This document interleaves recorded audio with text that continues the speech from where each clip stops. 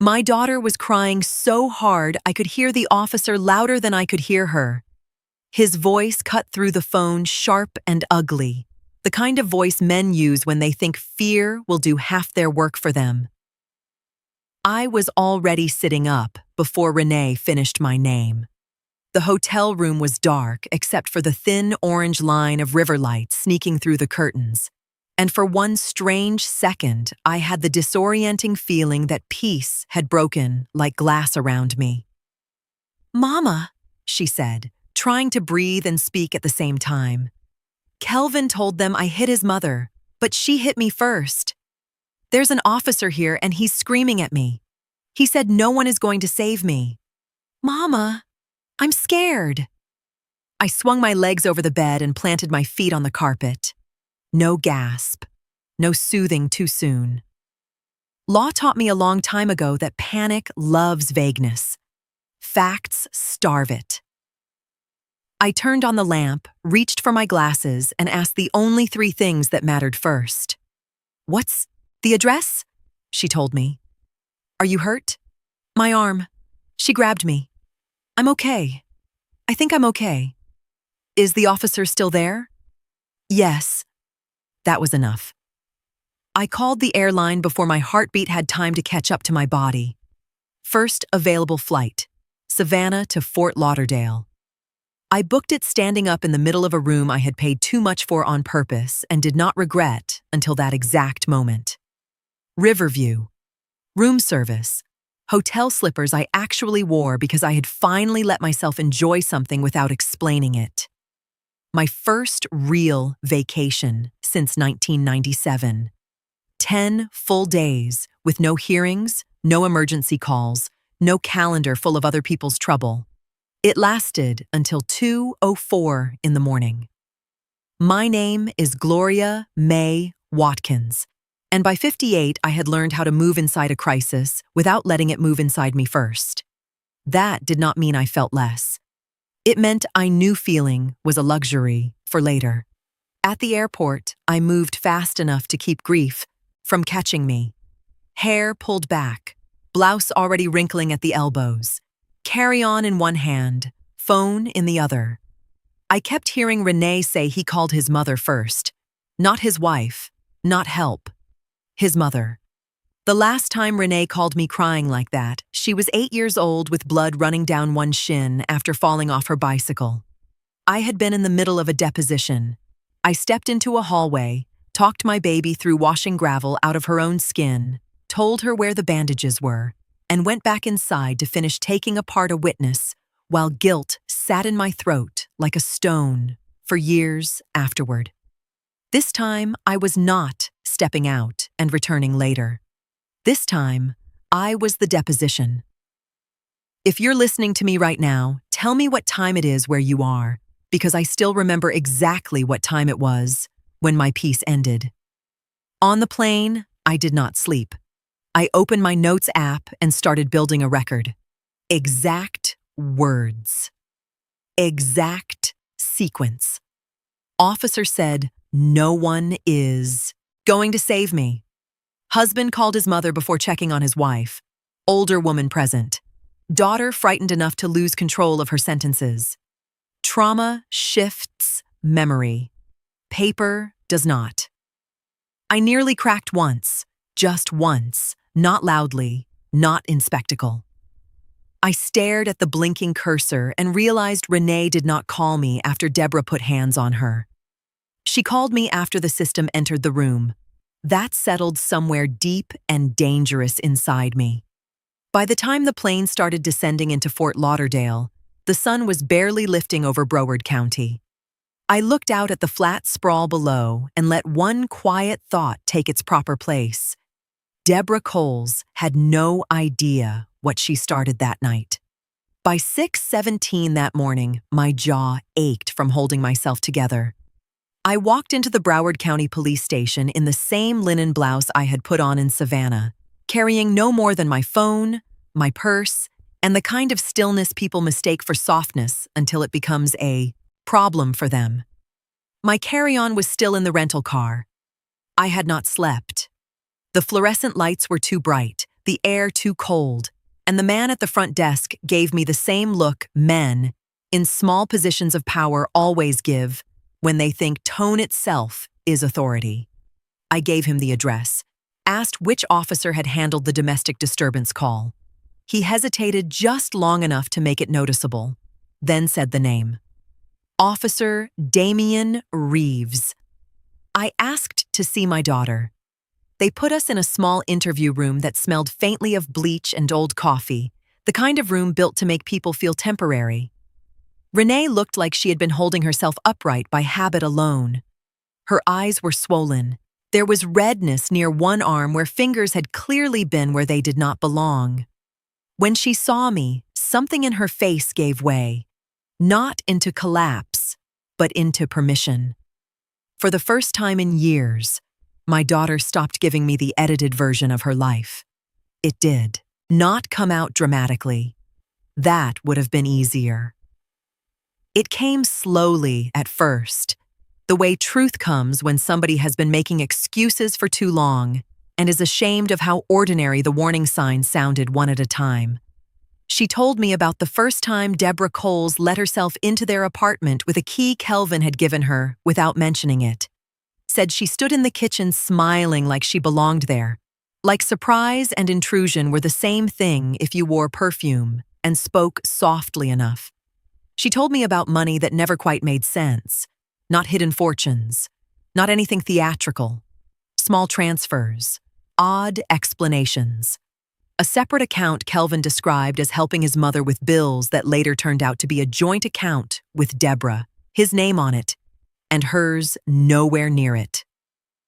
Then she told me about a dinner I had never heard about. Deborah smiling across the table and saying, in that polished church lady tone, "Women like her use when they want to wound," without leaving fingerprints that Renee was lucky to have been chosen. Kelvin sat there and said nothing. Not one word. My daughter said the silence embarrassed her more than the insult did. Then came the insurance policy. That part made the room change shape. Kelvin had introduced it during one of those stretches where men start using words like responsible and prepared because they want control to sound mature. A coworker had died unexpectedly. He talked about planning, about adults doing difficult but necessary things. Deborah had opinions on the details. Too many opinions for something that was supposed to be between husband and wife. Renee signed because that is what ordinary people do when danger is packaged as prudence. Only later did the structure start to feel wrong. Who suggested it? Who pushed it? Who stayed interested after it was done? I kept my hand over hers and let her keep going. The fight the night before started over missing money. Small amounts taken over, weeks. Enough to notice, too much to explain away. When she confronted Kelvin, he deflected. Deborah arrived too quickly for a woman who was supposedly called after things got out of hand. The argument shifted the moment she stepped in. Sharp words. A step too close. A shove disguised as restraint. Fingers around Renee's arm. Renee pulling back. Deborah falling against the counter and screaming like the room had been waiting for that sound. Kelvin watched all of it with the stillness of a man who had already chosen which story would live. Then came the detail that settled everything into order. Deborah did not call 911. She called Officer Damian Reeves directly. Same church fundraising circles, same neighborhood events, same respectable little chain of favors that people like to call community, until one day somebody uses it as a weapon. Renee looked down at our hands and said the part that hurt the most. She kept minimizing everything because none of it sounded dramatic enough, on its own. A key, a comment, an account, a policy. Silence. A husband who never defended her properly but never hit her either. She kept waiting for something undeniable. Instead, the pattern built itself around her. I squeezed her hand and stood up. "Baby," I said quietly, "who told you that you had to handle all of this alone?" Then I walked back to the front desk. Tell Officer Reeves I was ready to speak with him now. Officer Damian Reeves walked into that room like a man who had already written the ending. Broad, through the shoulders, heavy in the chest, moving with the practiced impatience of somebody used to people adjusting themselves around his authority before he asked them to. 14 years on the force had settled into him in all the wrong places. Not discipline, assumption. He stepped through the door carrying the kind of confidence that comes from being believed early and questioned late. Then he saw me. He didn't freeze. Men like him don't freeze. In rooms with fluorescent lights and cameras in the corner, they've trained that out of themselves. What he did instead was smaller, more telling. His eyes moved across my face once, routine, then came back, not sharply, carefully, a second look. That was when it happened. Not a full reaction, not something anyone else in that room would have clocked as meaningful. Just a brief tightening around the eyes. A pause that landed half a beat too long before his expression settled back into something official. Recognition doesn't always arrive as memory. Sometimes it arrives as caution. I had seen that look before. From men who had been told my name before they met me. From men who had watched a case shift after assuming it wouldn't. From men who realized, quietly, that the version of events they walked in expecting might not survive intact. I let the silence sit just long enough to matter. Then I stood, extended my hand, gave him my full name and bar number. Out, loud, not for him, for the room. He shook my hand, firm, controlled, a fraction tighter than necessary. Men like Damian Reeves believe composure can erase surprise if they recover fast enough. He recovered, mostly. What followed was the polished version. Domestic disturbance, escalation, limited cooperation, evidence of aggression, necessary response. He used those smooth, professional words. Officers favor when they think paperwork will outlive memory, and tone will outlive truth. But there was a difference now. Not in what he said. In how carefully he said it. The edges had softened. Not humility. Adjustment. I did not argue with a single adjective.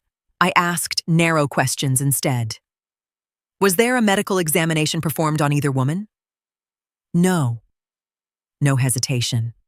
That answer had already been settled in his head. Were photographs taken of visible injuries or the scene? No. A little slower. Not uncertainty. Awareness. Were rights, read before questioning, escalated into accusation? That answer took longer. Not dramatically. Just enough. No. I let that sit. Not for him. For the record. Then I asked the question that mattered most. Was the interaction captured fully on body camera from first contact? This time, the pause was different. Not longer. Tighter. He shifted his weight slightly, just enough to move his stance from relaxed to deliberate. The footage will reflect the incident, he said. That was not the question I asked, and both of us knew it. I held his gaze for a second longer than necessary. Not challenge, confirmation. Then I nodded once as if he had said something useful, thanked him for his time, calmly, no speech, no lecture, no warning dressed up as righteousness. Men like Damian Reeves know how to perform conflict. What unsettles them is restraint backed by memory, and the possibility that the person across from them already understands where the weaknesses are. I turned toward the door. Then I stopped, not abruptly, deliberately. I'll need the body camera footage preserved immediately, I said. From first contact, not just the reportable segment. That was the first time I narrowed it out loud. His eyes shifted again. Small, controlled, not surprise, calculation. The request will come through official channels before business closes. This time, I let the implication sit. Not threat, process. And process, when applied correctly, is harder to resist than pressure. "I'll make a note of that," he said. Polite, professional, careful, not agreement, not refusal, positioning. I did not wait for more. I walked out before he could turn that sentence into a conversation. Because conversations are where men like him regain control. And I had no interest in giving him that opportunity. By the time I got to the parking lot, the morning heat had begun lifting off the concrete in slow waves. I sat inside the rental car with the door shut and both hands on the steering wheel. For one brief moment, I let my grip tighten hard enough to ache. Not because I was afraid of him, because I knew that adjustment. I knew what it meant when a man like that recalibrates mid-conversation. It means he has something to protect. I let go. I called somebody I trusted, not a mystery ally dropped out of nowhere. My son, Jerome Watkins, former Broward Sheriff's deputy, now an investigator with the State Inspector General's office in Tallahassee. Different chain, different department. No authority to meddle, in this case directly, which made him more useful, not less. Clean distance has its own value. He answered on the second ring. "It's me," I said. His voice changed immediately. "What happened?" I gave him the officer's name first. Not the story, not the emotion. The name. Because names carry history long before facts catch up. Then I looked through the windshield at the station doors and spoke carefully. The same way I had spoken to my daughter. The same way I had spoken to Damian Reeves. Pull what's public and what's lawful. 14 years. Transfer history. Complaint pattern. A pause. Not confusion. Recognition. "And I need something else," I added. "What?" I watched the doors open and close, people walking in and out like nothing inside that building had shifted. "The insurance angle," I said. "Confirm it. Quietly." Another pause. Longer this time. Because now he understood the direction. I started the car. "We're not filing yet," I said. And that mattered more than anything else I had said so far. Because filing too early is how cases collapse before they have a chance to become real. "We're listening." I checked into a business hotel 15 minutes from the station and nowhere near my daughter's house. That mattered. I was not about to walk into a home that had already been arranged against her and pretend 4 walls automatically belonged to the person paying half the mortgage. I needed distance, a locked door, reliable Wi-Fi, and enough quiet to hear what the paperwork had been saying before anybody in that family realized I was listening. I showered, changed clothes, ordered coffee I barely tasted, and opened my laptop. This part of the work has never looked dramatic.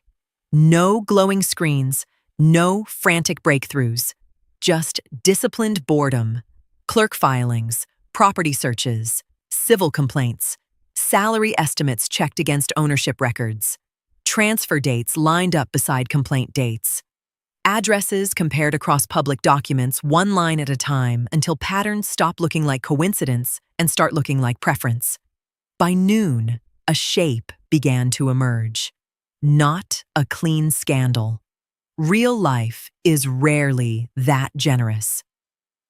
2 formal complaints over the years involving Officer Damian Reeves and domestic calls with timing problems in the reports. 1 dismissed outright.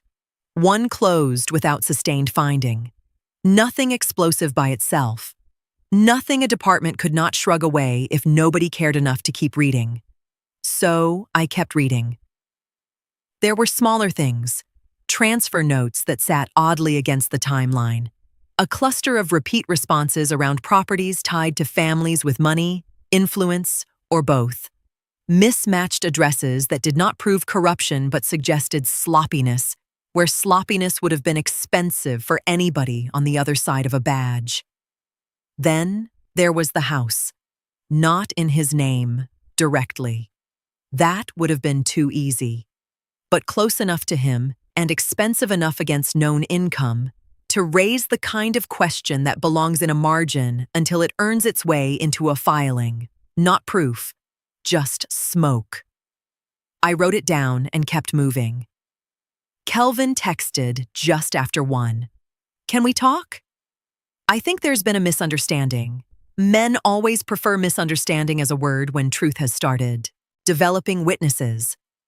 I told him he could come by the hotel lobby cafe at 2:30. He arrived on time, which told me Deborah Coles had likely spoken to him already.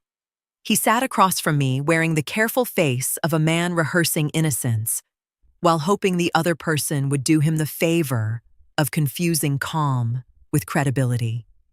He called the night unfortunate, said things moved fast, said his mother felt threatened, said everybody had been emotional. I let him finish because weak men often expose themselves best at the end of their own explanations. Then I asked the only question that mattered. When your wife called you scared, what did you do? He blinked once, looked down at the table, bought himself half a second too many. I was trying to keep things calm, he said. That was not an answer either. I leaned back and studied him the way I have studied witnesses who knew exactly when they crossed a line, but had not yet realized crossing it made them readable. This is the moment to be truthful, I told him. Not later, when records start speaking louder than memory. Now. He heard bluff where I had offered him a legal opportunity. That told me even more than his words had. He said very little after that. Protected himself badly, defended his mother more than his marriage. And when he stood to leave, his shoulders had the tight, inward set of a man already planning who needed to be warned first. I watched him through the glass as he crossed the parking lot with his phone halfway in his hand before he reached his car. He was going to call Deborah. Then he was going to call whoever had told him this could still be managed quietly. Good. Movement creates mistakes. Pressure reveals loyalties faster than loyalty reveals itself. By early evening, my notes had spread across the desk in tidy rows. Complaint dates, addresses, property ties, gaps, questions, smoke. Jerome called just before sunset. His voice was controlled, but it had weight in it now. Enough weight to tell me this was no longer just a bad domestic call handled badly. Something bigger is moving around this officer, he said. I looked down at the notes in front of me, then out through the hotel window at a sky turning the color of cooled steel. Come to the house, I told him, and come off duty. Jerome arrived after dark in jeans, a gray polo, and the kind of quiet that told me he had already been thinking 3 steps ahead on the drive over. He did not come in like a man carrying answers. That would have worried me more. He came in like what he was, a careful professional and my son, both at once, trying to help without putting his hands anywhere that might compromise something neither of us could afford to damage too early.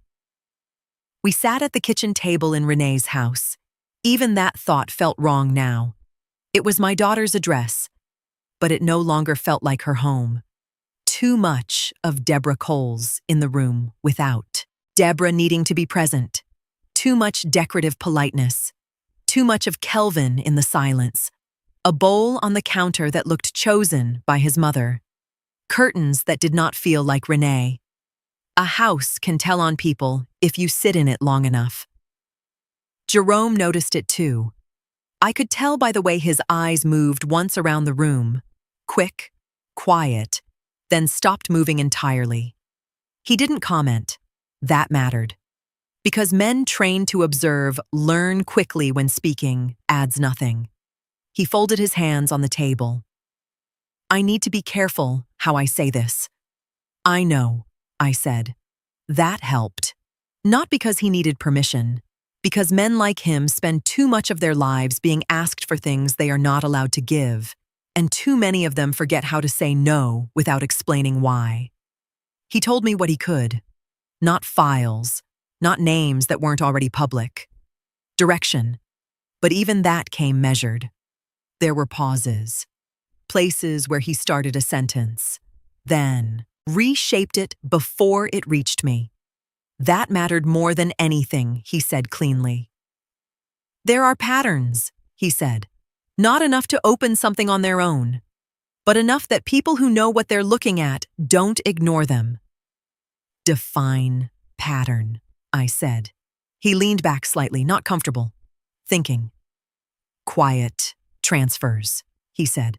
Nothing labeled disciplinary, just movement. A pause. Complaints that stall early, not dismissed, just not pursued. Another pause.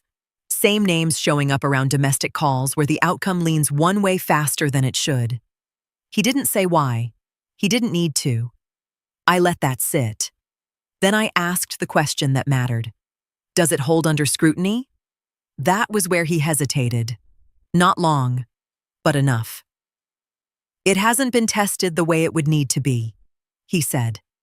That was the most honest answer he could give, and the most important. Then he mentioned one arrest. Not a case, an arrest. A woman booked quickly, held longer than the situation suggested, then released without explanation that matched the paperwork. Not dramatic, not loud. The kind of situation that disappears precisely because it doesn't force anyone to pay attention long enough to question it. I asked for her name. He didn't give it immediately. His eyes dropped to the table, then to his hands. Not performance, ethics. He was drawing a line, not between me and the truth, between himself and what he could legally be tied to. That name is in public record, he said finally, if you look. That was his boundary, and his offering. I nodded once, reached for my notebook, wrote it down, not as evidence, as direction. The kitchen went quiet after that. Refrigerator humming. Ice settling in a glass somewhere in the house. The sound of a place pretending nothing inside it had shifted. Then I told him about the insurance. Not everything. Enough. $1 million. Kelvin positioned as beneficiary. Deborah present during conversations she did not belong in. Renee signing because most people don't recognize pressure when it arrives looking organized. Jerome didn't react immediately. That would have been easier. Instead, he asked a question. When was it set up? That mattered, because timing turned suspicion into structure. I gave him the window, watched his expression change, not dramatically, but enough. Then I added the second policy, the smaller one, the newer one. He leaned back, not in shock, in calculation. Could be normal, he said. Yes. Could be planning, he added. Yes. We let that sit, because both could be true at the same time. Then he did something worse than react. He went still. If Deborah influenced that conversation, he said carefully, then whoever structured it matters more than who signed it. Because you think it proves something? He shook his head. No, he said, because it tells you where to look next. A pause, then quieter. And because money shows intent long before anyone acts on it. That settled between us heavier than accusation ever could. Not because it confirmed anything, because it opened a direction neither of us could ignore anymore. I looked at my son then, not as an investigator, as a man who understood what he was stepping near. And I realized something had shifted. Up until then, I had been building shape out of instinct and fragments. Now he saw it too. Not clearly, not completely, but enough. Enough to know this was not just a bad mother-in-law and a weak husband and one officer with too much confidence. Enough to know that whatever this was, it had structure. He stood to leave a few minutes later, slower than he had sat down. That told me he wasn't finished thinking. At the door, he turned back. He knows you're involved now, he said, Who? He didn't answer immediately. That was answer enough. Kelvin's side would have made sure of it, he said finally. Not accusation. Inference. I closed my notebook, slid the pen into the spiral. No fear. Just recalibration. So do I said. And what I meant was, so do I. The woman opened the door only as far as the chain would allow, and the first thing I noticed was not fear. It was calculation. Fear flinches. Calculation studies. Her eyes moved across my face, then past me, down the walkway, toward the stairwell, toward the kind of spaces people use to decide whether they need to close a door quickly or not at all. I'm here because something was done to my daughter, I said, and I need to know if it resembles what was done to you. She didn't answer. Her hand stayed on the door, not tightening, not relaxing, waiting. Who gave you my address? She asked. Public record, I said. Your case was closed. That was the truth, but not all of it. She held my face another second, longer this time. Then she started to close the door, not fast, decided. I'm not getting involved in anything, she said. That situation is over. There it was, not denial, boundary. I'm not asking you to get involved, I said, before the door could meet the frame. I'm asking if what happened to my daughter sounds familiar to you. The door stopped. Not open, not closed, suspended. That space, that hesitation, is where people decide whether they are protecting themselves or protecting something that already hurt them. She said the officer treated her like the outcome was already decided, I added. Before anyone finished speaking, the silence changed, not softer, sharper, because now it was specific. Her grip on the door loosened just enough to notice. That's what they do, she said quietly, not inviting me in, not yet. Just correcting the record. I didn't move, didn't push. People like her don't respond to pressure. They respond to recognition. She didn't call me when it happened, I said. She called me after the system got involved. That landed. I saw it. Not in her face, in the way she looked away, just once, then back. That was the moment. Not trust, not comfort, decision. She shut the door. For a second, I thought it was over. Then I heard the chain slide. When she opened it again, she didn't step back fully. Just enough to allow the possibility. 5 minutes, she said. That's all I have.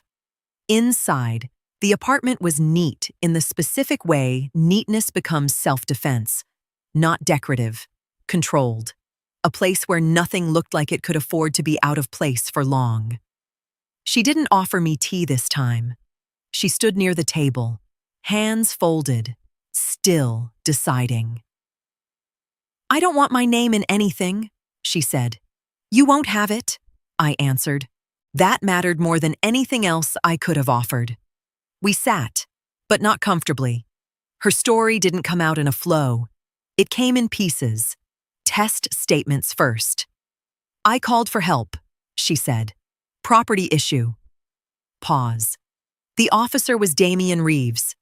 She watched me when she said his name, measuring reaction. Not sharing yet. I didn't react. That helped. The other side already knew how it was going to go, she added. Another pause, waiting. I let the silence sit. Because people who have been dismissed once need to see you won't interrupt them into something easier to ignore. I might have raised my voice, she said quickly. I don't remember how loud. That was the first truth.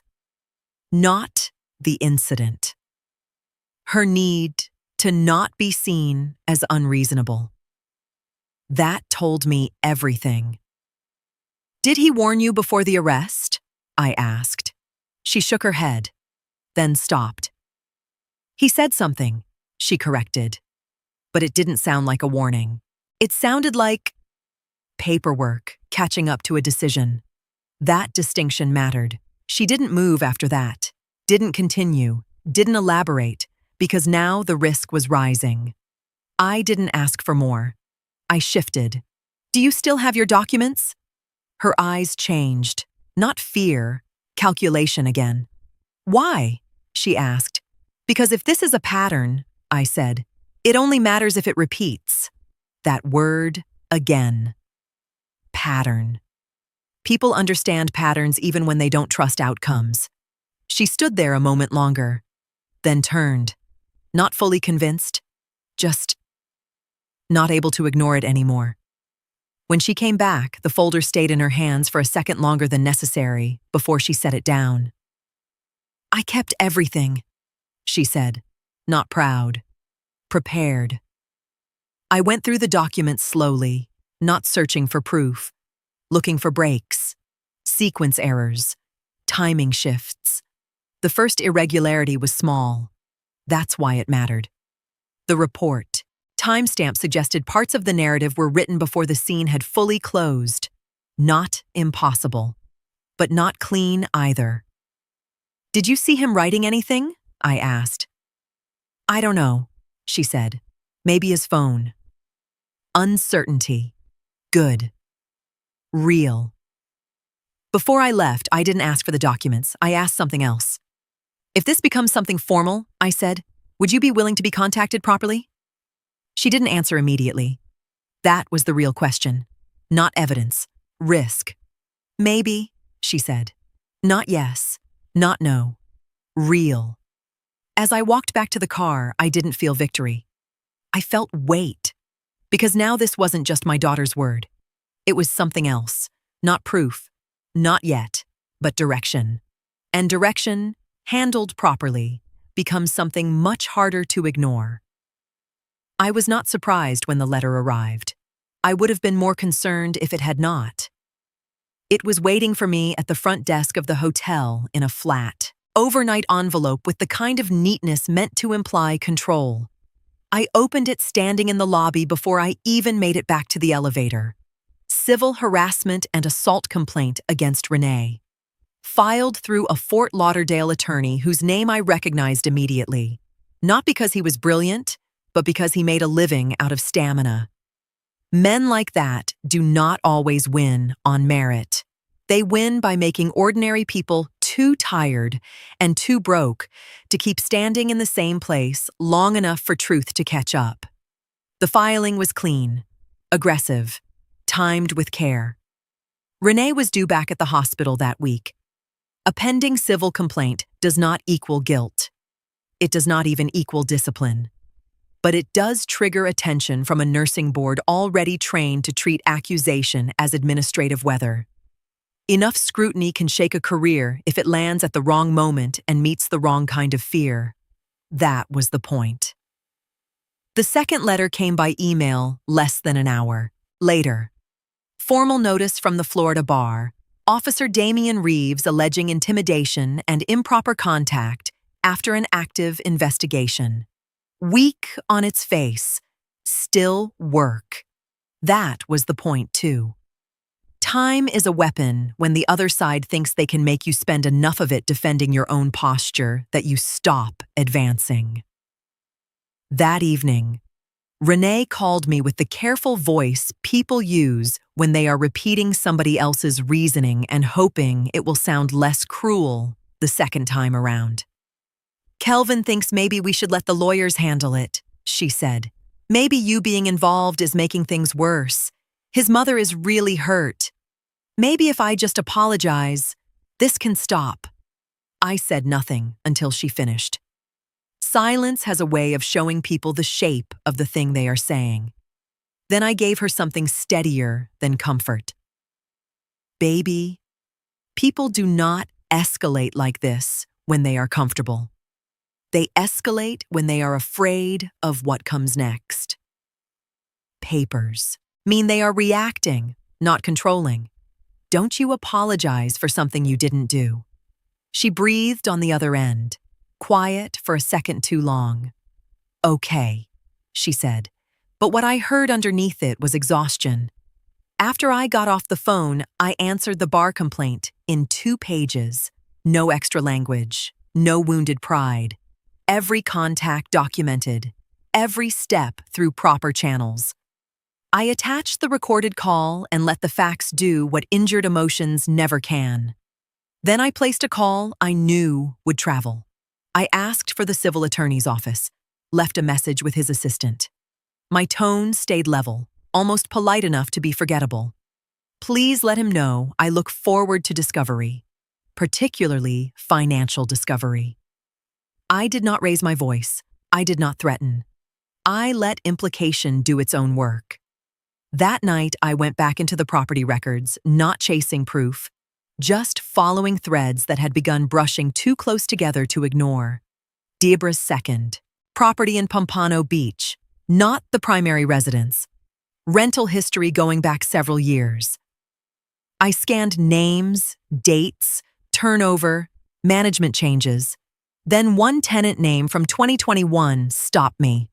Not because it proved anything by itself, because I had seen it before, a bail bondsman's name, one that had surfaced at the edge of earlier records loosely connected to Damian Reeves's cases, not central, not bright enough to call evidence, just there often enough to stop feeling accidental.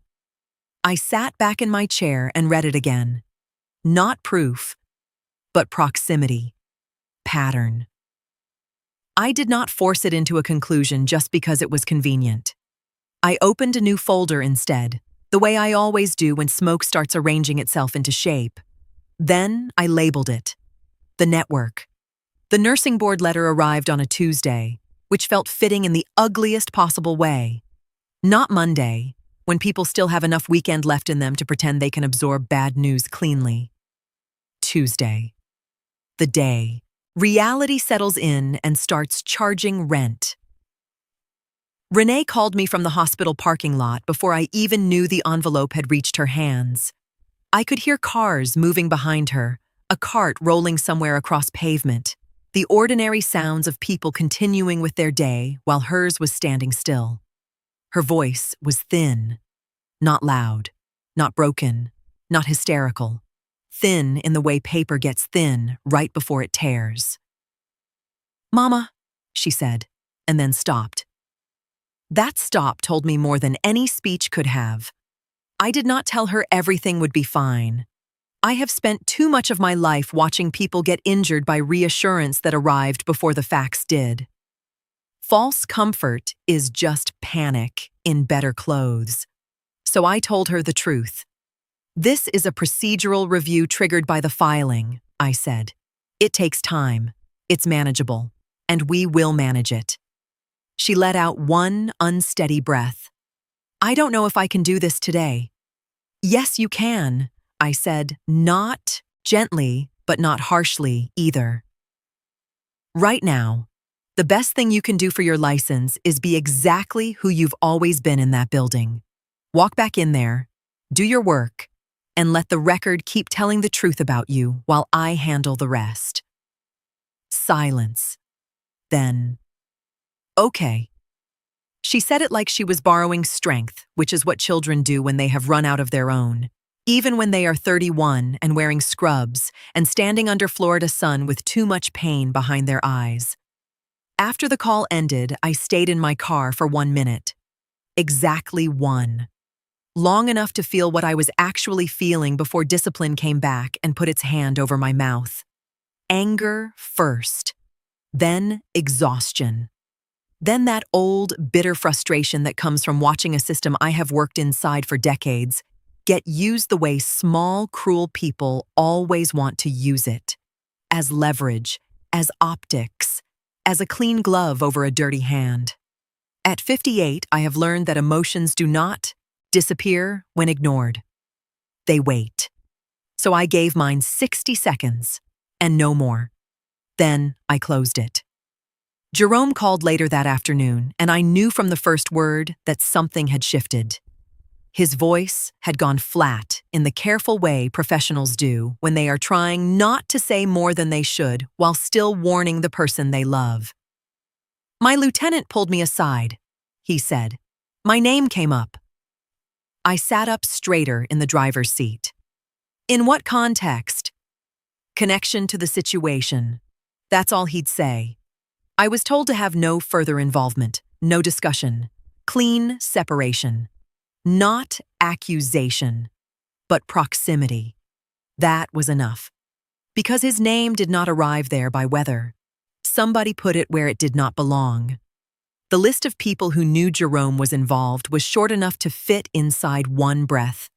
Me, Renee, Kelvin. I did not call my daughter immediately. I waited until evening, when panic would have had time to cool into whatever truth people are least proud of. When she answered, I heard the day on her voice. Hospital noise, gone. Apartment quiet. Fatigue sitting close. I need you to answer me honestly, I said. She did not speak. Did Kelvin know you spoke to your brother? The pause was too long to be innocent. That was the answer before the answer. He saw Jerome's number on my phone, she said finally. I didn't know he looked. I closed my eyes. Not surprise, not even disappointment exactly. Confirmation. Because betrayal always sounds a certain way once you have heard enough of it. Not loud, not dramatic. Just intimate information moved quietly into the wrong hands. Okay, I said. And what I meant was, I already knew. I just needed it said out loud. The fastest way to expose corruption is not to accuse it. It's to see who reacts when you stop pretending not to notice it. People misunderstand that. They think you start with force, with filings, with confrontation. You don't. You start with pressure. Small, controlled, reversible. Just enough light to see what moves. Kelvin had already made the mistake that made that possible. He let Jerome's name travel. Not loudly, not intentionally, but far enough. And once information starts moving where it shouldn't, you don't rush to expose it. You watch where it lands. I did not go to a courthouse. Not yet. I went somewhere quieter. New Covenant Baptist. Not for spectacle. For memory. Rooms like that don't amplify truth. They hold it. People don't react immediately. They carry things out with them. Turn them over later. Ask questions in places that don't feel like questions. That mattered more than attention. Pastor Calvin Reeves didn't announce anything formal. No flyer, no public notice. Just a small midweek discussion he framed as community conversation. That told me he understood more than he was saying. It also meant I could not afford to be careless. The room was smaller than I expected. 15 people, maybe 20. No crowd, no performance. A few local reporters, but not the loud ones, the careful ones, the ones who don't publish quickly because they prefer not to be wrong. 2 community organizers, 1 housing advocate, and a man near the back who never wrote anything down but watched everything like he was deciding what version of this room he would repeat later. That was enough. Too many people would have been noise. This was signal. I stood at the front and made one decision immediately. I was not there to tell a story. Stories can be dismissed. I was there to introduce a question. I'm not here to talk about a case, I said. I'm here to talk about a pattern I have not been able to ignore. That changed the room. Not dramatically, just enough. I walked them through 2 prior incidents. Same officer, similar structures, situations that resolved themselves too cleanly after. Damage had already been done. I didn't describe victims, didn't assign motive. I showed sequence, dates, gaps, timing that didn't quite hold when laid side by side. Patterns can be coincidence, someone said from the back. Careful voice, not defensive, testing. I nodded. Yes, I said. They can. I let that sit, because certainty too early is how people stop listening. And when they are, I added, they tend to collapse under scrutiny. A pause. These didn't. That landed, but not cleanly. Nothing about this room was clean. Some people leaned forward, others leaned back. One reporter stopped writing, not because he lost interest, because he started thinking. That mattered more. I did not mention my daughter. I did not mention the current case. And I did not accuse anyone of anything. Instead, I introduced something more difficult to dismiss. Alignment. Sometimes, I said, you don't see the problem by looking directly at it. You see it when you step back far enough to notice what keeps repeating. No raised voice, no conclusion, just structure. Then I did something intentional. I stopped early.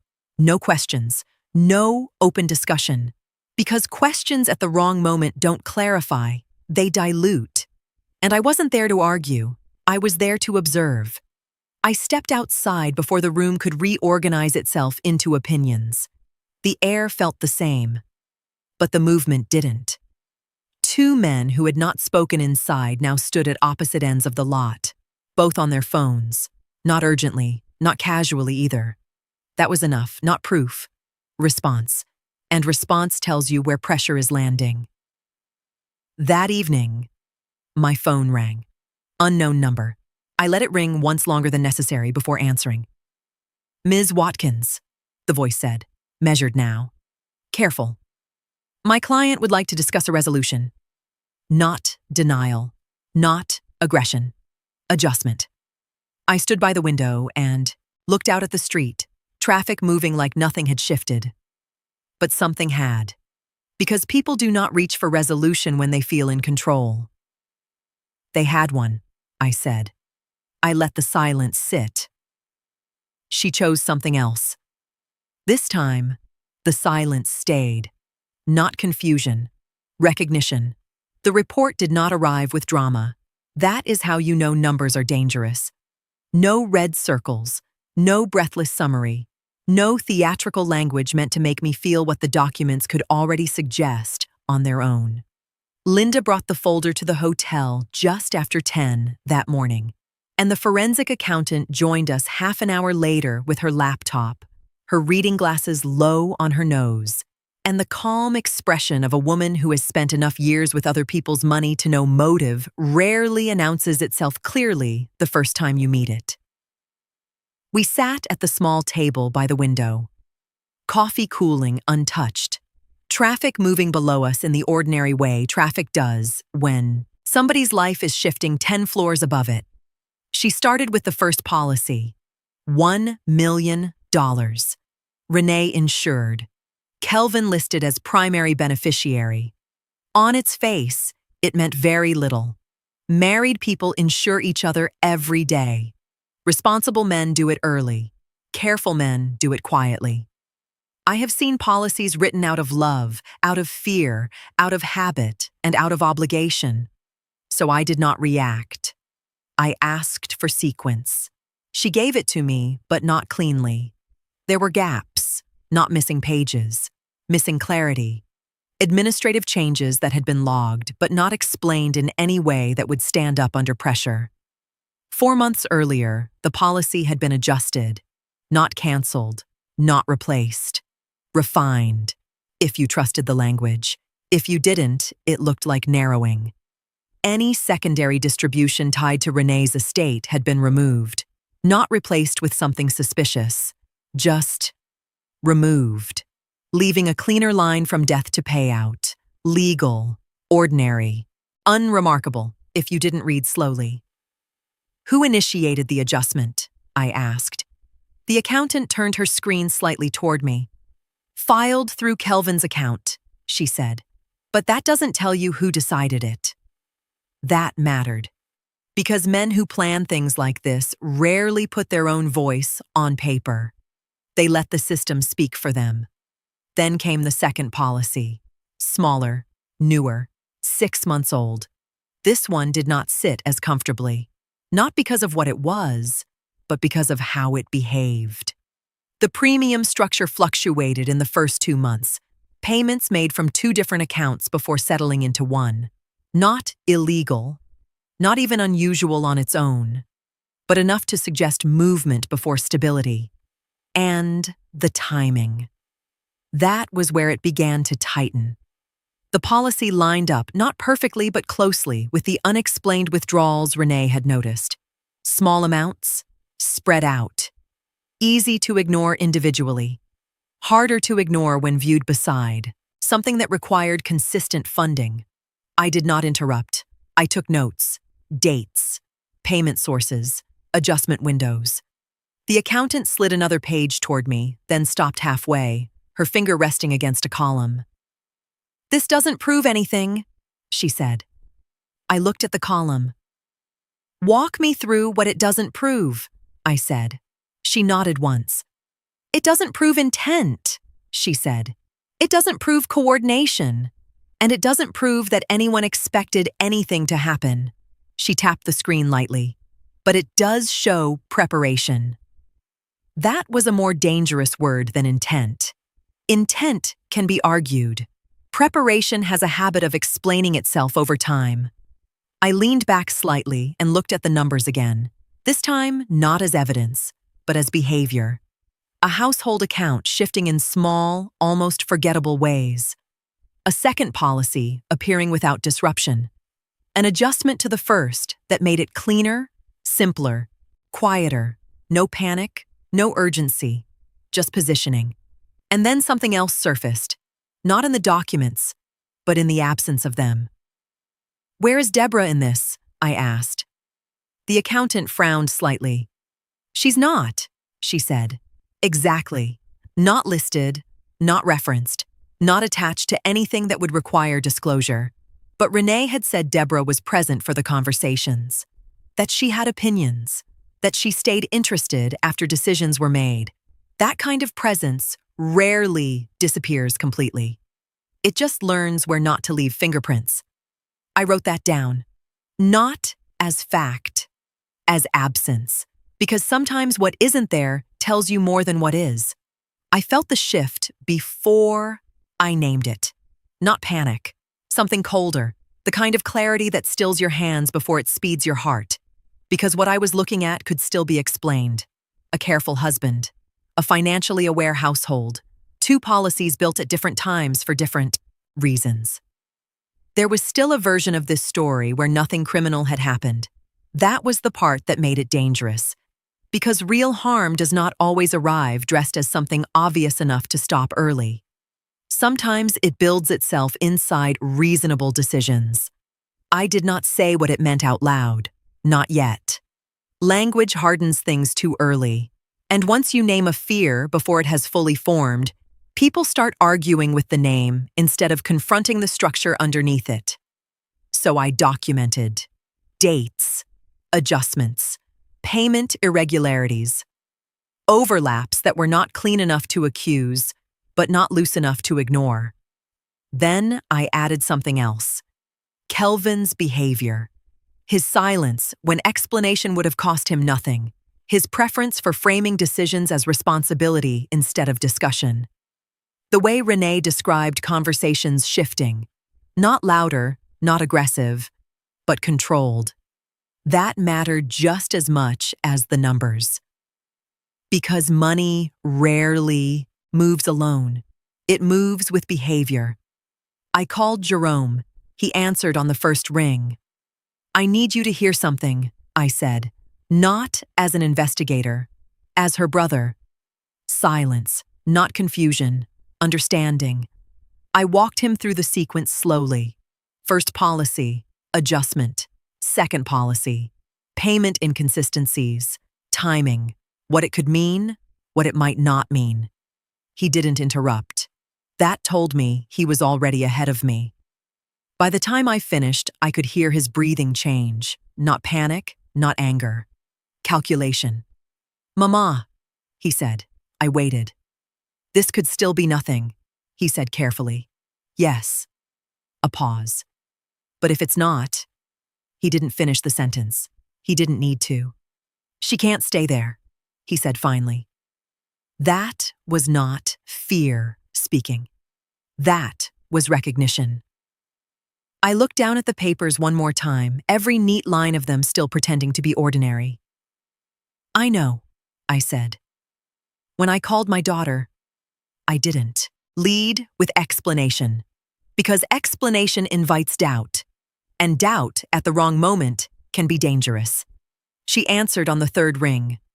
Mama, where are you? I asked. At home.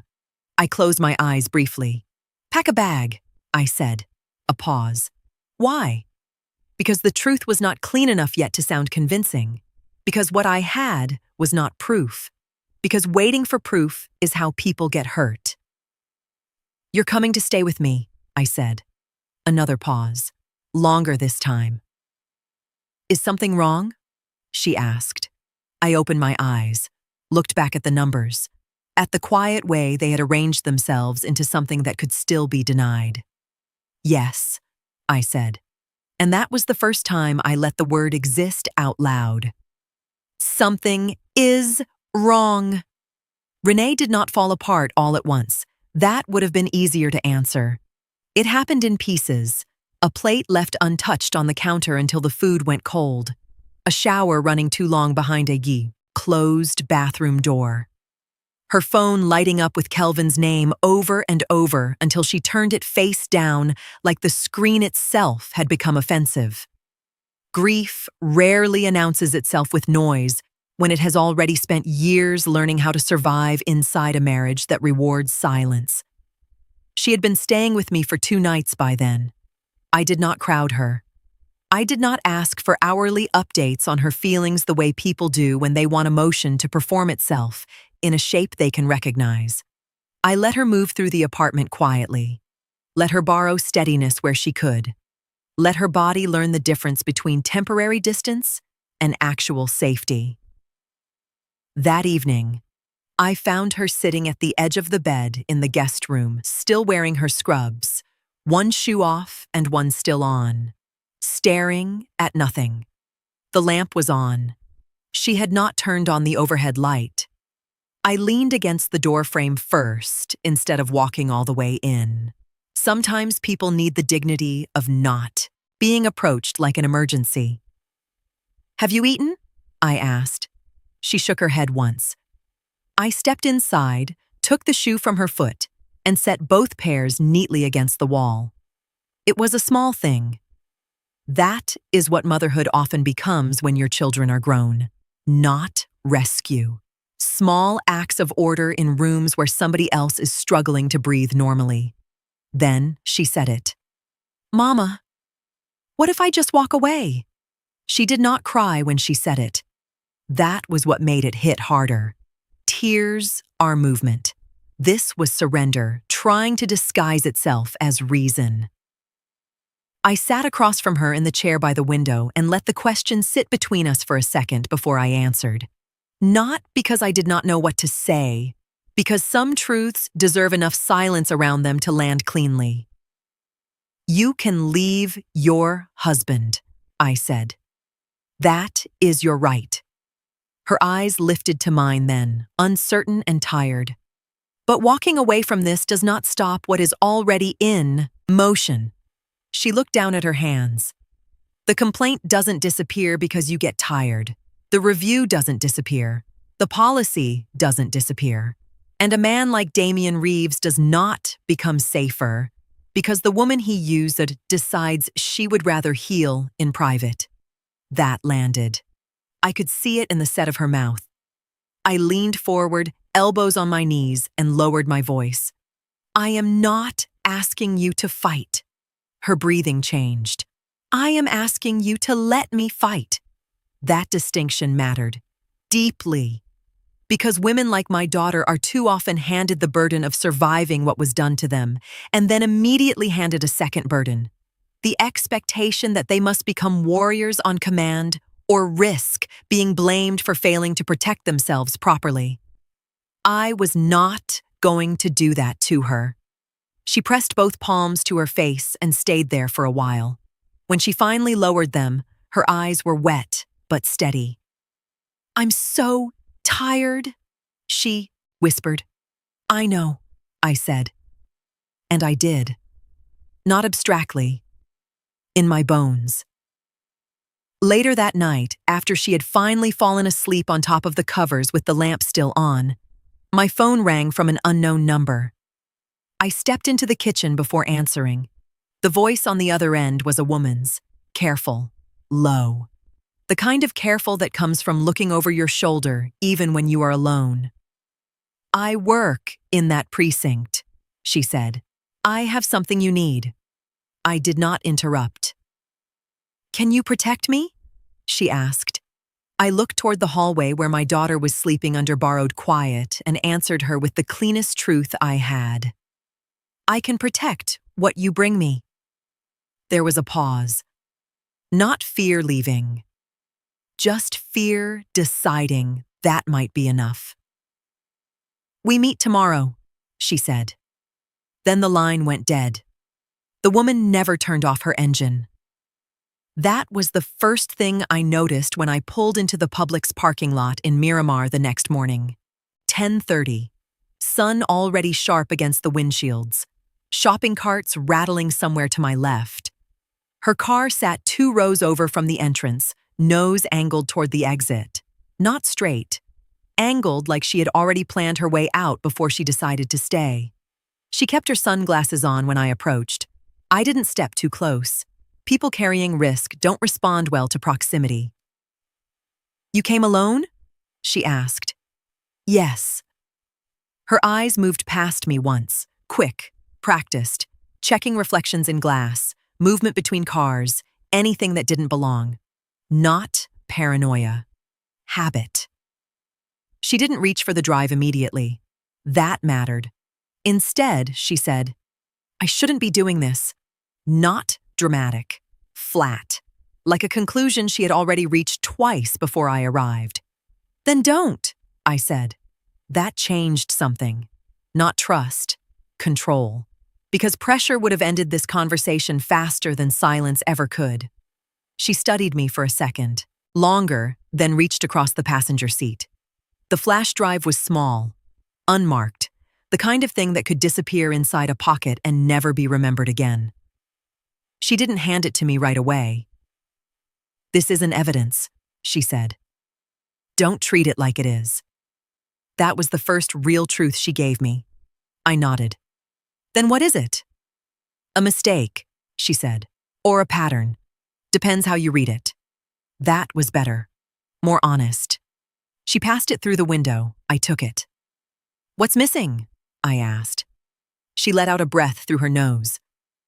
"Anything clean?" she said. "Anything that explains itself." "You won't get that." Good. That meant it was real. "I accessed things I wasn't supposed to," she added, "but not everything. And not long enough to understand it properly." That mattered more than the files themselves, because now the limitation wasn't just technical. It was human. "You could be wrong about what you're seeing," I said. She nodded once. "I probably am," she said. "About some of it." That made it usable. Perfect witnesses ruin cases. Imperfect ones build them. "I can't be part of anything that comes from this," she said. "If they look at access logs, they will," I said. I didn't soften it. That wasn't the moment for reassurance. Her jaw tightened slightly. She already knew. "I accessed it twice," she said. "That's already enough to raise a question." "Then we don't give them a reason to ask it," I said. That wasn't a promise. It was a strategy. She watched me another second, measuring whether I understood what I had just taken from her. Then something slipped out before she could stop it.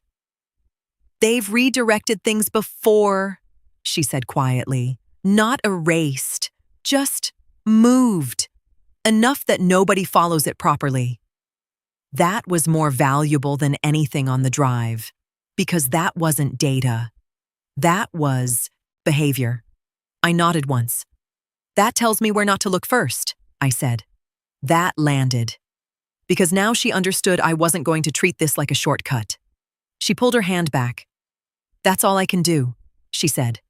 Not apology. Limit. Then she drove off.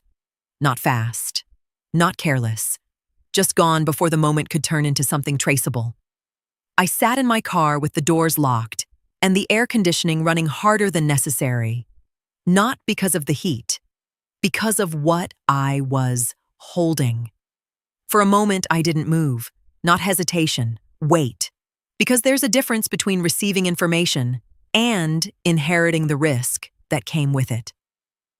Then I opened my laptop. Flash drive in. Files loaded slowly, too slowly. One folder opened into nothing but file names, no contents. Another wouldn't open at all. Corrupted. That tracked. Real systems don't leak cleanly. What did open wasn't a case. It was fragments, partial logs, time, stamps without full context, entries that suggested contact without explaining why. One internal note referencing prior interaction between Officer Damian Reeves and a civilian labeled only as family matter. No follow-up, no closure, just presence. Then something else.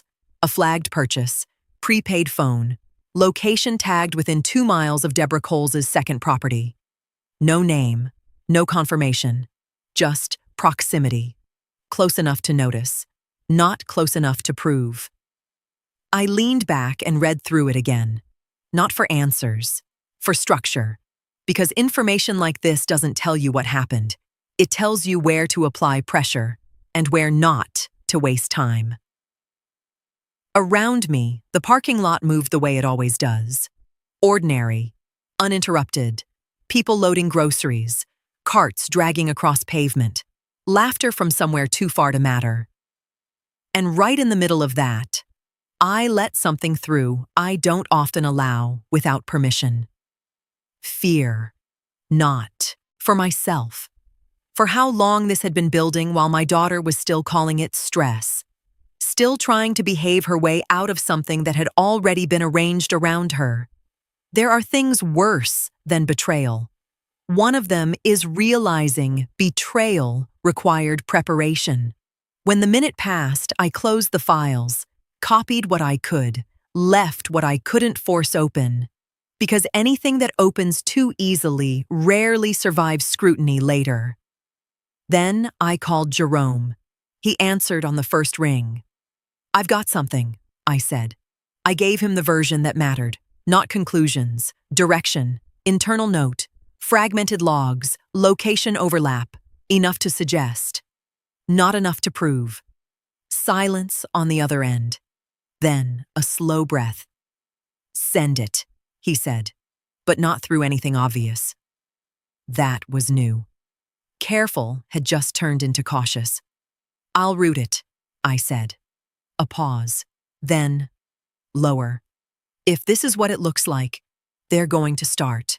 Closing ranks." "I know." "Then don't assume anything you have stays yours." I looked down at the drive in my hand. Small. Forgettable. Already incomplete. "I never do," I said.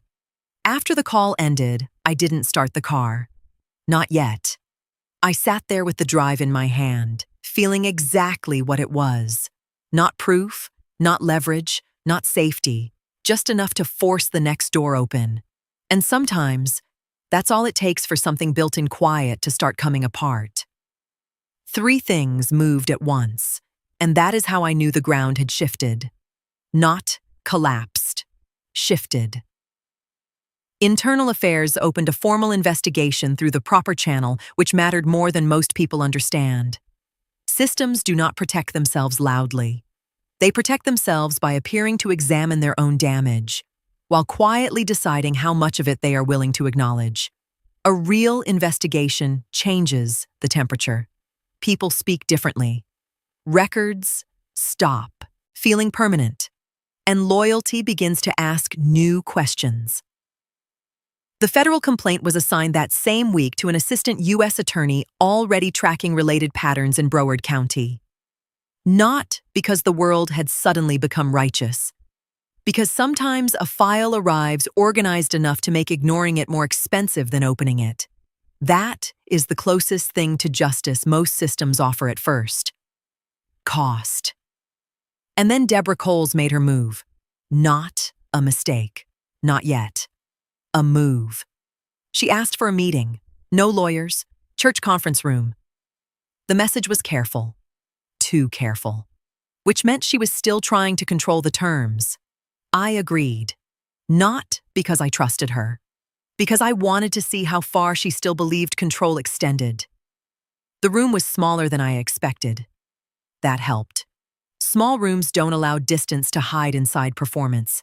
Everything lands closer to the body. Every shift carries weight. Deborah was already seated. Kelvin beside. Her, aligned, not independent. That told me more than any statement could have. I sat across from them and placed my folder on the table without opening it. Deborah began speaking before I settled fully. Early move, tone setting, control attempt. "This has gone far enough," she said. "What started as a misunderstanding has become something unnecessarily public." Not denial, reframing. She kept going, careful language, measured tone. She spoke about family, about damage, about reputation, not once about truth. Then she shifted. "Renee and Kelvin can separate quietly," she said. "The house can be handled. There's no reason for this to expand beyond what's necessary." Necessary. That word again. I let her finish. Every word.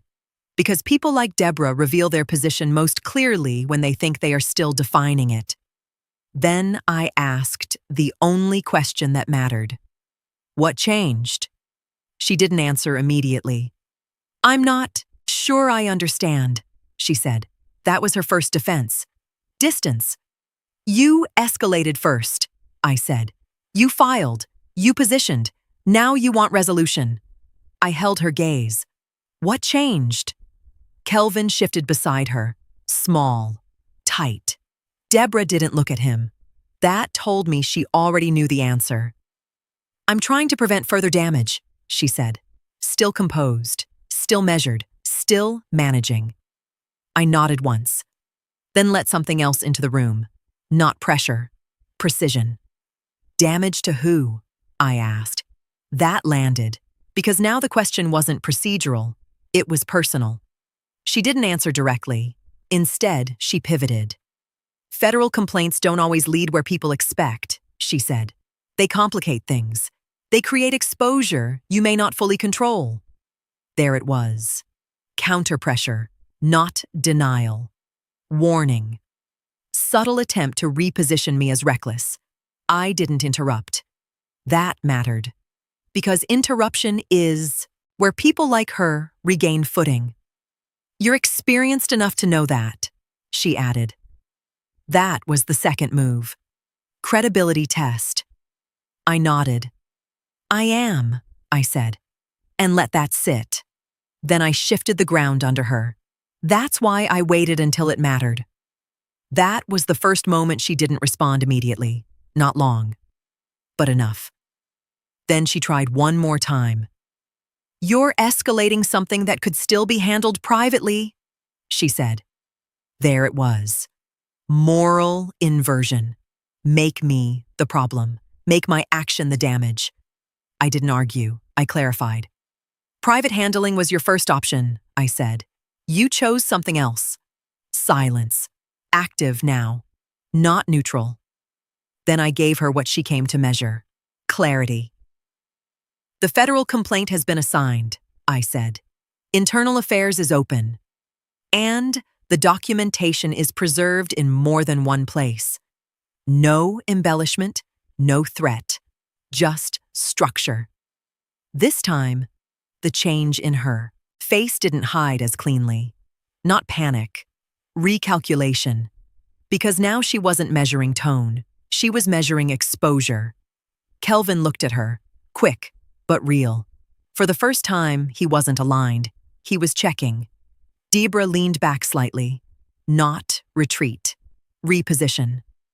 "Then you understand what that invites," she said. Last attempt. Pressure through implication. I held her gaze. "I do," I said. "And you understand what it exposes." That ended it. Not loudly, but completely. Because now she knew something she hadn't known when she walked in. This wasn't a negotiation. It was a confirmation. Silence filled the room. Not empty. Decisive. I didn't push further. Didn't list evidence. Didn't argue. Because the outcome was already in motion. The next conversation happens in deposition, I said. Simple, placed, final. This time, Deborah didn't respond. She held my gaze, longer than before, thinking, not resisting, anymore. That was the shift. I stood, collected my folder, pushed my chair in. As I moved past Kelvin, he reached for my arm. Not hard. That made it worse, because it wasn't reaction. It was need. "She's my mother," he said. His voice didn't break, but something underneath it did. Not loyalty, conflict. Late, but real. I looked down at his hand until he let go. Then I met his eyes. "You were supposed to be a husband," I said. Not loud, not sharp. Final. I walked out before the room could reorganize itself, because rooms like that recover quickly if you give them time. Outside, the air felt the same, but the weight didn't. I crossed the walkway without hurrying, not because I felt safe, because speed invites reaction. And I wasn't finished being observed yet. At the announcement board, I slowed just enough to read it. Sunday's sermon title was already set. What is done in darkness. I read it once, then I kept walking, because by then, it already was. Justice took 4 months to begin looking visible, which is another way of saying it behaved like justice and not fantasy. People who have never had to fight institutions think truth arrives all at once, like a verdict in a movie. It doesn't. It arrives in fragments, letters first, then changed tone, then calls that begin too formally, then the quiet absence of certainty from people who had been very sure of themselves before anyone started asking the right questions. And even then, it doesn't arrive for everyone the same way. Officer Damian Reeves was suspended first, without pay. That mattered, but not because it felt like a victory. Suspension is not consequence, it's distance. What mattered was what followed. Internal affairs widened its review. Not dramatically, not publicly, just enough to pull threads that had been sitting untouched because no one had lined them up in the right order before. Additional irregularities surfaced. Not cinematic corruption, not envelopes, not anything clean enough to explain the story in one sentence, just inconsistencies. Money moving in ways that did not quite match the events they were tied to. Reports settling too quickly. Outcomes repeating themselves across different names. Pattern again. Always pattern. He retained counsel. The department did what departments do when they begin to understand a man may cost them more standing beside him than stepping away. No announcement. No condemnation. Just distance. Meetings he was no longer included in. Language that stopped protecting him and started protecting the institution from him. That is how abandonment looks when it wears a uniform. The civil complaint against Renee was withdrawn. Quietly. No apology. No explanation. No admission that the filing had been strategic. Just retreat. But retreat does not erase impact. So I filed our response anyway, because too many people with resources have built their lives around a simple belief that backing down late is the same thing as never having acted at all. It isn't. And I was not going to let the record suggest otherwise. The bar complaint against me was dismissed. Not cleanly, not decisively. Dismissed. With language that avoided as much as it acknowledged. That tracked. Systems rarely document their own missteps with clarity unless forced to. The review against my license disappeared the same way it had arrived, through channels that prefer not to leave fingerprints. I let that go. Not because it didn't matter, because it mattered less than what was still moving. Renee's nursing board review closed. Clean. That mattered more than anything else that had my name on it. She went back to work full-time, not triumphant, not transformed, steady, the way she has always been. People watched her under pressure and came to the only conclusion that holds weight in places like that. Competence is visible, even when someone is trying to bury it. Months later, she was promoted to charge nurse, not as reward, as recognition. There is a difference. Kelvin moved out. No shouting, no scene, no neighbors watching from behind curtains. Just boxes, a lease, a lawyer, and the quiet collapse of a version of himself he had been maintaining longer than he could afford. He went back to Deborah's house, but it did not look the same from the outside anymore. That part came back to me later. Not from him. From someone who had no reason to soften it. He kept to himself, stopped answering certain calls, started answering others too quickly. That is what happens when a man begins to realize that alignment has a cost he never calculated. The divorce began the way most real endings do, not with an explosion, with paperwork, with delayed responses, with language that grows more precise as emotion becomes less useful. There were no dramatic confessions, no single moment where everything was said, just a slow narrowing of what could still be denied. The insurance policies were frozen pending review, not canceled, not resolved, frozen, which meant nobody could benefit from them, and that mattered more than resolution would have, because some things should not conclude quickly. Some things should sit under light long enough for everyone involved to understand what they were participating in while calling it something else. Deborah returned to church the first Sunday after local coverage of the federal complaint widened. She did not avoid it. That would have been easier to read. She arrived on time, sat where she always sat, spoke to the same people, but something had shifted. Not loudly, never loudly. Conversations shortened when she approached, not cut off, shortened. Smiles that used to hold stayed just long enough to be polite, then moved on. Pastor Calvin said very little, but he watched more. And in places like that, being watched differently carries its own weight. Public life did not reject her. It did something more precise. It withdrew assumption. Not everything was finished. Internal affairs had not concluded. The federal complaint had not reached its end. Other names had begun to surface around the edges of conversations that were still too early to repeat.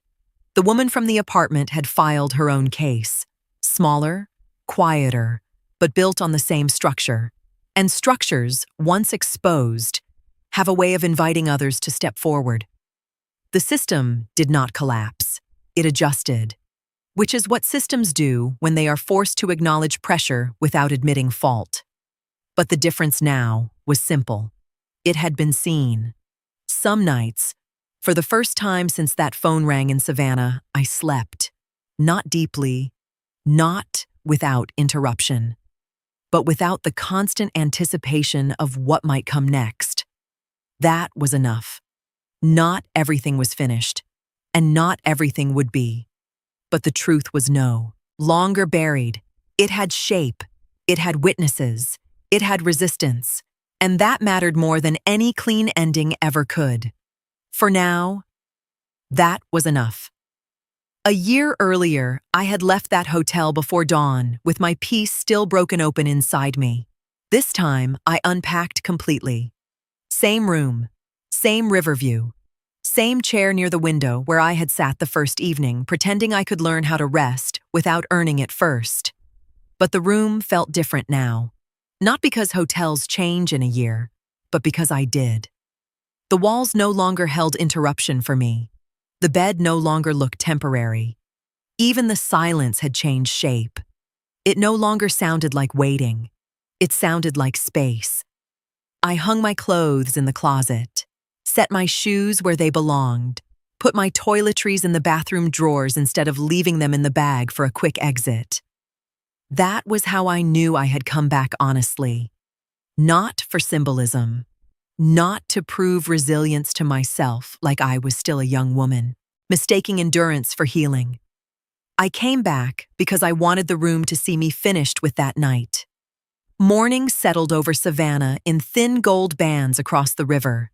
I sat with my coffee and took inventory, not of victory, but of cost. Victory is too simple a word for things that rearrange a family and expose a system at the same time. The year had cost all of us something. Jerome carried himself differently now. Still steady, still careful. But some of the softness he used to keep hidden under his professionalism had hardened at the edges. That is what happens when a man who has spent years serving institutions watches one of them tilt itself toward his own blood. Renee was rebuilding. Not restored. Rebuilding. There is a difference. Restoration is a lie people tell when they want pain to wrap itself up neatly enough to be inspirational. Rebuilding is slower, less elegant, real. She was sleeping better, laughing sometimes without apologizing afterward, working full shifts and trusting her own judgment again. But she still checked locks twice at night, still went quiet when unknown numbers called, still carried certain kinds of silence differently than she used to. That was real, too.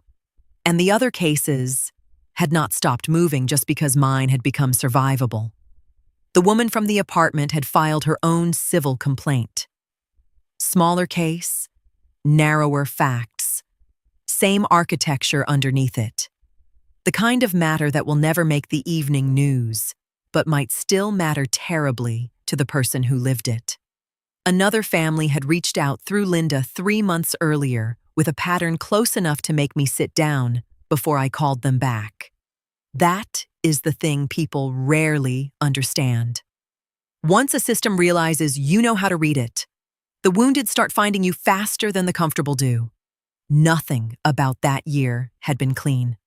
Not the legal process, not the church silence, not the marriage ending, not the way betrayal had moved. Through ordinary objects, phones, policies, kitchen tables, polite voices. But clean has never been my standard for truth. Real has. And it was real. My phone buzzed on the table beside me just after 8. Linda. I smiled before I opened the message because she never wastes language unless the matter deserves it. The federal case was moving forward. They wanted me involved, not in the shadows, not just in support, directly, consulting, available, useful. For a second, I looked out at the river before I answered. A boat moved slowly across the water, too far to hear, close enough to remind me that motion does not need noise to be certain. Then I typed back. I'll be back Monday. I set the phone down and wrapped both hands around my coffee. I still had 4 days left. 4 days with no hearing to prepare for, no call to return before noon, no need to sleep in partial readiness. I let that be true. I let the room be quiet. I let the river move without asking it to mean more than it already did. Some endings do not arrive as endings. They arrive as the first morning you do not feel braced against what might happen next. I had been doing this work for 30 years. I was not tired. I was precise,